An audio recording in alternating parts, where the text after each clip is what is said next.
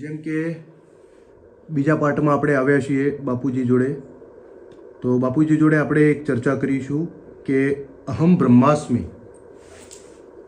કે મેં પણ સાંભળ્યું છે, વાંચ્યું છે ક્યાંક કે અહમ બ્રહ્માસ્મિ છે. તો અહમ બ્રહ્માસ્મિ શું છે? તો બાપુજી આપણને કહેશે કે અહમ બ્રહ્માસ્મિનો અર્થ શું થાય.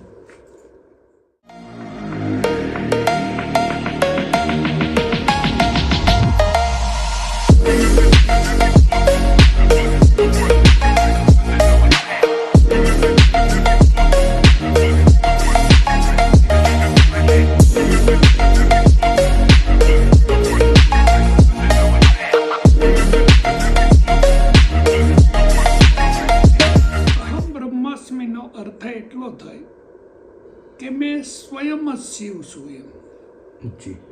અહમ બ્રહ્માસ્મિ છે એનો અર્થ એવો થાય કે મારો જે આત્મા છે એ જ પરમાત્મા છે. જી બાપુજી.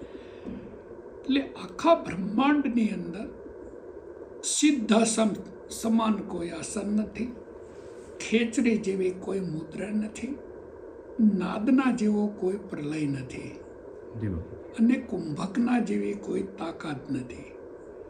અને આખા બ્રહ્માંડની અંદર 33 કરોડ દેવી દેવતાઓ છે, પણ તારા આત્માથી મોટો કોઈ દેવ નથી. જી. એટલે આપણો જે આત્મા છે એ અહમ બ્રહ્માસ્મિ છે.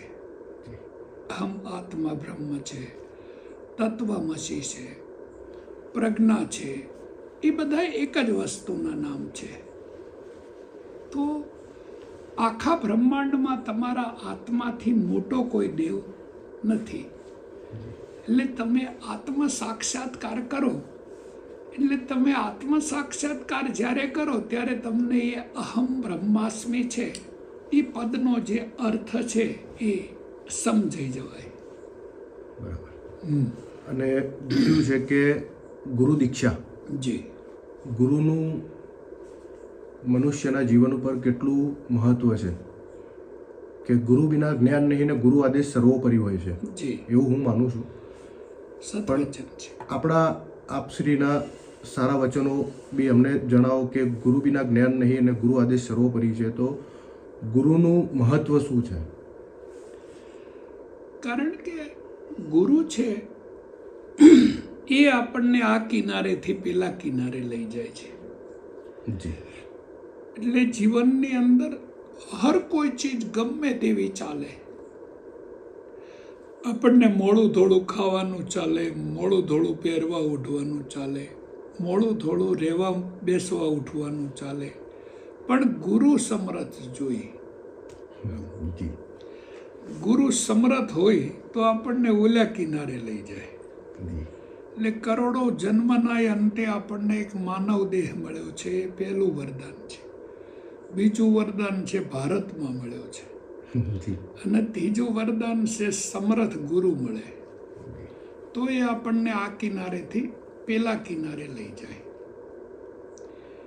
એટલે મિટા દે अपनी हस्ती को अगर कुछ मरतबा चाहे कि दाना मिट्टी में मिलकर गुले गुलजार होता है.